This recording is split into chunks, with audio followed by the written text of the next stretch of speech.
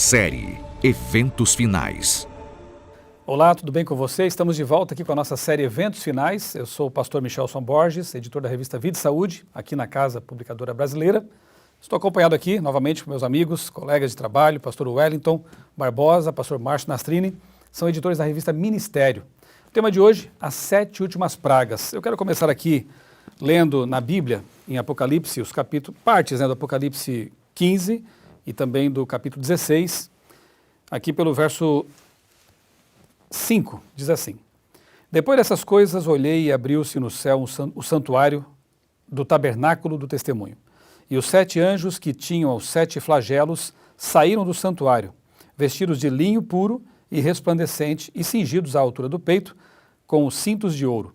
Então um dos 4 seres viventes deu aos 7 anjos 7 taças de ouro, cheias da ira de Deus, que vive para sempre, para todo sempre. O santuário se encheu de fumaça da glória de Deus e do seu poder, e ninguém podia entrar no santuário, enquanto não se cumprissem os 7 flagelos dos 7 anjos. Aí no capítulo 16, traz aqui os 7 flagelos, ou seja, as 7 pragas. O primeiro anjo foi e derramou a sua taça sobre a terra. Depois, no segundo flagelo, o segundo anjo derramou sua taça sobre o mar se torna sangue, depois os rios, lagos também se tornam sangue e assim por diante. Bem, o que a gente percebe já de início aqui, pastores, é que isso acontece no momento que o santuário se torna indisponível. É o que a gente chama de fechamento da porta da graça. Passou o tempo de graça, passou a oportunidade de aceitarmos o plano de Deus para a nossa salvação.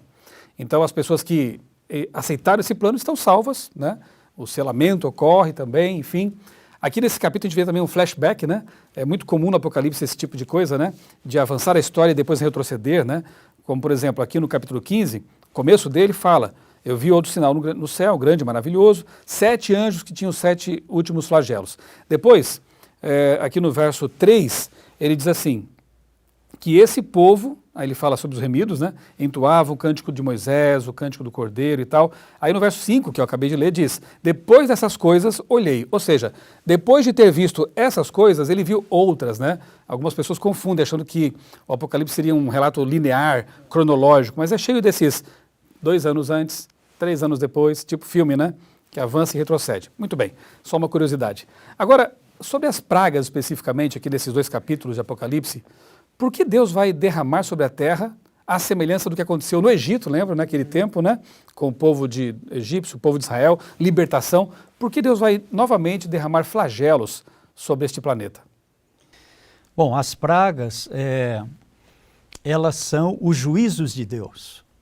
Quando nós pensamos em flagelos, pragas, aqui na nossa linguagem humana, é diferente, Porque a ira de Deus é o juízo de Deus. Então, quando diz que o santuário encheu-se de fumaça, é porque ali estava terminando o tempo da graça.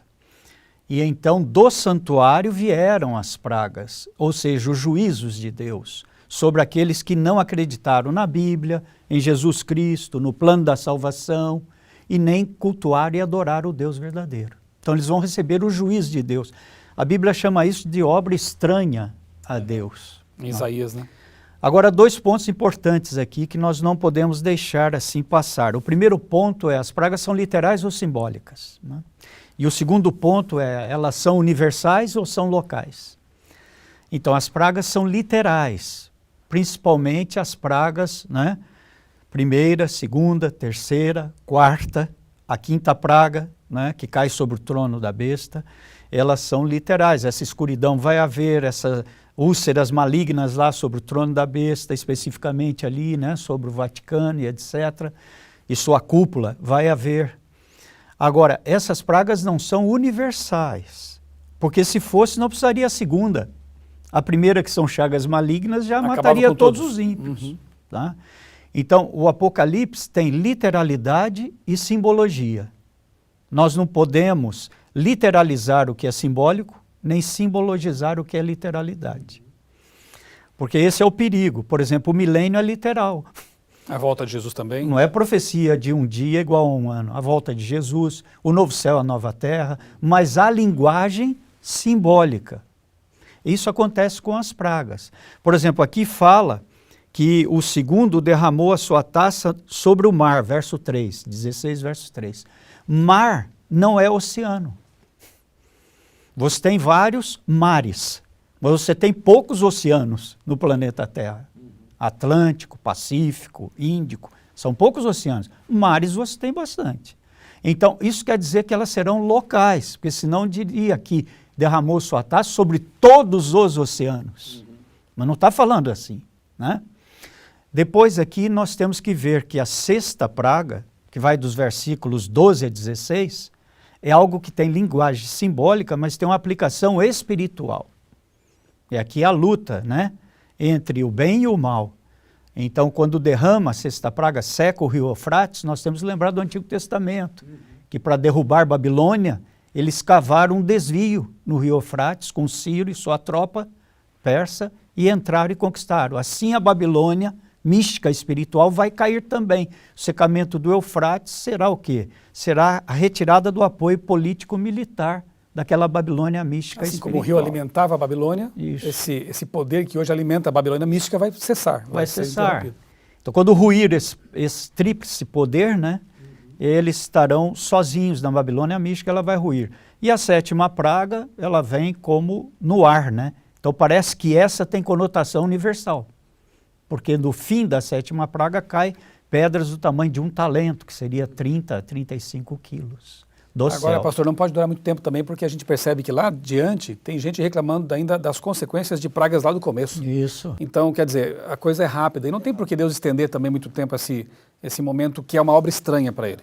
Deus cria, Deus salva, Deus cura. Então, esse momento em que ele vai deixar que os ímpios colham as consequências de suas escolhas, vai ser uma obra estranha, porque para Deus com certeza vai ser algo que vai machucar seu coração, né? O Apocalipse Antropomorfizando um pouco aqui a coisa, né? O Apocalipse usa a linguagem, por exemplo, de em uma hora cairão suas pragas. Quando é período de menos de um dia em profecia, isso quer dizer rápido. Vai acontecer de maneira rápida. Então, alguns aí marcam, por exemplo, do fechamento da porta da graça até o livramento, serão 45 dias. Ou, pegando a profecia de Daniel 12. Outros querem marcar que do livramento até a volta de Jesus, mais tantos dias. Não. Períodos com menos de um dia em profecia, na interpretação do método historicista, quer dizer rapidez. Certo. E nós já estudamos aqui já estudamos essa série aqui também, que qualquer marcação de datas posterior a 1844, ignore, né? Não tem duração de herético, tempo, né? e nem data, né? Exatamente. Temos apenas aproximações, né? Pastor Wellington, sobre essas pragas, o que você estudou e quer compartilhar conosco? Acho que é importante nós sempre nos lembrarmos, né, de que essas pragas elas são juízos de Deus sem misericórdia. Né? Algumas pessoas elas acham que as pragas elas já estão caindo. Então é importante, o pastor Nastrini já trabalhou esse conceito, né? Após o fechamento da Porta da Graça, então algumas pessoas inclusive enxergam, né, olha, será que a Covid-19 é uma das pragas? Será que está relacionado? Não. O aquecimento global. O aquecimento global, né? Já vi até oceanos, né? Já vi até gente falando que quando o mar ficou uma certa ocasião vermelho por causa de algas, né? Algas vermelhas, né? Já estava aplicando, olha, essa é a praga do sangue. Exato. Não, então, né? não tem relação. Não tem relação. De fato, nós estamos percebendo que o mundo está entrando em convulsão.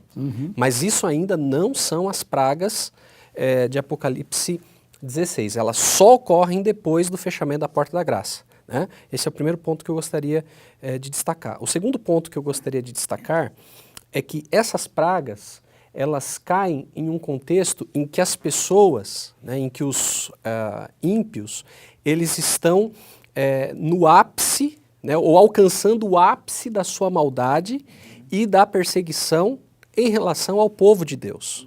Né? Então, inclusive, a terceira praga, ela tem um detalhe interessante. Né? Depois que o anjo derrama a sua taça nos rios e nas fontes das águas, ouviu-se então o anjo das águas dizendo, tu és justo, tu que és e que eras o santo, pois julgaste essas coisas, porquanto derramaram sangue de santos e de profetas. Também sangue lhes tens dado a beber. São dignos disso. Isso aqui é uma referência ao decreto de morte, né, que os ímpios eles assinam e querem colocar em prática em relação aos salvos. Então, eles não executam esse decreto. Mas Deus os julga como se eles já tivessem executado. Então vocês tiveram esse propósito no coração e vocês vão pagar como se vocês tivessem executado esse propósito, que é o decreto de morte contra os santos de Deus no tempo do fim. Então, Porque após o fechamento da porta da graça, Deus não vai permitir mais mártires. morte de salvos. Não tem porquê. Não né? tem Porque porquê. não tem por que testemunhar mais. Exato. E aí nós temos um outro detalhe, né? Nós estamos olhando as pragas aqui sob a perspectiva dos ímpios, né? Os ímpios sofrendo. Mas precisamos nos lembrar que esse período não será um período fácil para os justos. Uma angústia a qual nunca houve. Uma angústia a qual nunca houve, um decreto de morte, né?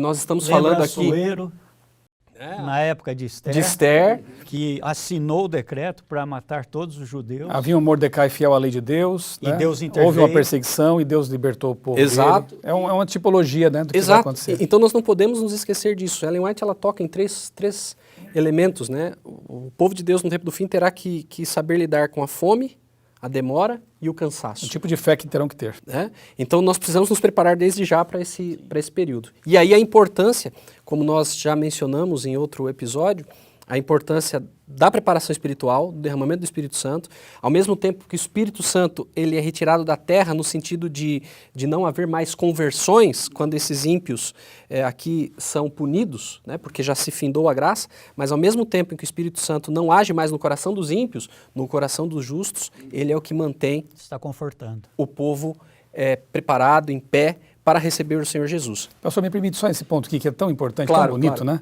né? Há pessoas que pensam assim, se o Espírito Santo vai ser retirado da terra, então deverá haver uma geração de super-homens e super-mulheres, né? Impecáveis e que se mantêm em pé por si mesmos. É um grande erro, né? Nunca haverá um momento em que nós poderemos dispensar a atuação de Deus em nossa vida, né? E Jesus prometeu, estarei com vocês todos os dias até a consumação, até a vinda dele. Então, isso é importante. O Espírito Santo é retirado da terra, no sentido de que ele não vai mais agir tocando corações, porque os corações já se fecharam, já pecaram contra o Espírito Santo. E a porta da Só que graça como você está pode fechada. pensar num Deus onipresente, que está em todo o universo e fora dele, não estando em algum local do universo? Então o Espírito Santo está aqui, sim, com o seu povo, com os salvos, né? Porém não agindo mais no sentido de ser um poder refreador. Então os anjos vão soltando os ventos, Satanás vai tendo mais acesso, tendo mais poder de atuação. Então as calamidades, furacões, terremotos e coisas assim passam a acontecer com mais intensidade. E tem um ponto também que eu não quero esquecer, para depois de te devolver a palavra, é que há pessoas que pensam que vão escapar dessas tribulações, né? São aqueles dispensacionalistas que, não, a igreja vai ser arrebatada antes disso, né? Olha, por que Deus vai tratar você de modo tão diferenciado dos mártires lá do tempo de Roma, por exemplo, né? Dos mártires que sofreram ao longo da história. Nós vamos passar pela tribulação, né? Só que a promessa de Deus é que seremos protegidos, habilitados a passar por isso. E o que eu acho muito bonito, né, nesse livro ela também diz, né, que a graça e o poder serão proporcionais, né? Talvez hoje, contemplando o futuro pelos olhos, as lentes do profeta, a gente possa pensar assim, eu não vou suportar tudo isso. Claro que alguns até vão dormir antes, né? Vão ser tirados por misericórdia. Mas aqueles que estarão lá, eu não vou suportar tudo isso. Sim, hoje, olhando para lá, você pode pensar assim. Mas quando estiver lá, você vai receber poder e graça para suportar.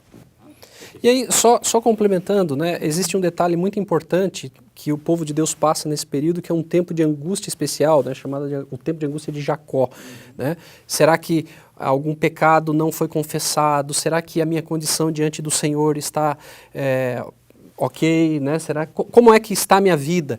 Então, essa preocupação, na verdade, é uma das grandes evidências que o Espírito Santo está presente ali. Porque quando a gente se arroga de muita condição espiritual, já está tudo bem, é porque a gente não entendeu não muito tem bem. Angústia, né? Angústia. E aí eu gostaria de só fazer uma menção aqui muito importante, muito interessante, uma comparação. Né? Jesus, quando estava na cruz, ele clamou a Deus, Deus meu, por que me desamparaste? E nós sabemos que o Pai nunca desamparou. Ele não conseguia enxergar a presença do Pai em virtude da angústia que sentia. Então, essa angústia vai ser vivenciada pelos salvos no tempo do fim, né? Quando eles estiverem pensando, e agora, como está a minha condição diante de Deus? Nunca seremos abandonados. O Espírito Santo estará conosco. O Pai nunca tirará os olhos dele diante de nós. Ele nos quer salvos, e Ele nos fará salvos em nome de Jesus. Amém. Então as pragas não afetam os salvos? Não caem sobre eles? Não. Não. Como aconteceu no Egito, né? Os que tinham lá a casa pintada com o sangue do cordeiro, não tiveram efeito nenhum negativo sobre eles, né? Não houve praga sobre eles. Então aqueles que aceitaram também o Cordeiro tiveram uma vida de comunhão com Deus, foram salvos pela graça, estão protegidos, né? O pastor Wellington falou uma coisa interessante, né? Então agora é o momento de preparação para aquele tempo. O que temos que fazer então para nos preparar para enfrentar essa época tão probante? Olha, antes de responder a sua pergunta, eu gostaria de colocar aqui algo que também achei interessante. Muitas pessoas perguntam daquele momento em que a lei de Deus será aberta no céu. E Ellen White diz que o quarto mandamento terá uma auréola dourada sobre ele, né? Ao redor dele, e brilhará mais que outros. Então ela fala que é na quinta praga, o momento exato. Por que na quinta praga? Porque a quinta praga é sobre o trono da besta. E a besta foi quem mais enganou durante todo o tempo. Que adulterou povo, a lei de Deus. Adulterou a lei, Daniel 7, aquela coisa toda. Então veja que importante isso. Ela diz que as tábuas vêm fechadas, uma sobre a outra, e a mão celestial segura e abre as tábuas no céu, e as pessoas olham, e o quarto mandamento do sábado brilha mais do que todos os outros. E nesse espanto já começa ali o problema pré-Armagedon, que é o verso 16 do capítulo 16. Porque as pessoas vão ver que foram enganadas e elas vão contra os seus líderes e as mesmas mãos que os aclamaram, aplaudiram e teceram elogios, agora tira a vida de muitos líderes.